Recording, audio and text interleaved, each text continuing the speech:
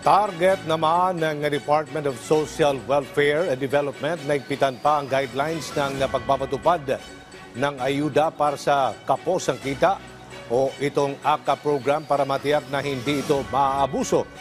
Sa katunayan, nagpulong ang mga opisyal ng DSWD, NEDA at DOLE nitong Biyernes upang talakayin ang mga mahalagang punto na dapat isama sa bagong guidelines ng AKAP. Pagtalima din anya ito sa kautusan ni Pangulo Ferdinand R. Marcos Jr.